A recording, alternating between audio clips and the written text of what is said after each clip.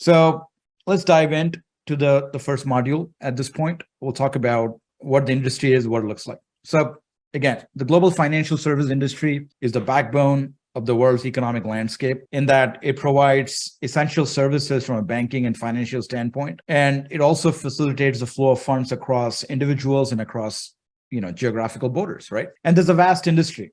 And it's an industry that touches, along with things like healthcare or automotive or insurance, it touches the consumer, you and I, in terms of, our daily lives, in terms of us, our credit cards, our payments, the homes we buy in terms of mortgage, etc. Now, the logos that are shown on this slide represent a large number of global and regional incumbent banks, right? And while we'll cover all of these segments in different modules, keep in mind that these banks in focus that we have here are large institutions, and they're well established in the financial services space. And there are certain specifications that, apply to all of the different logos or companies whose logos are represented in this slide. Number one, they're running global operations in multiple regions of the world. Number two, they're offering a rich variety of products and services across banking, payments, and capital markets, also asset and wealth management, and insurance and pension domains. We'll discuss what these domains are in a minute. They're of large importance from a regional and global systemic standpoint. And these are new terms that have been introduced by regulators. What that basically means is if there's a failure at these banks, it can actually cause a ripple effect across the industry, across stock markets, and across the normal functioning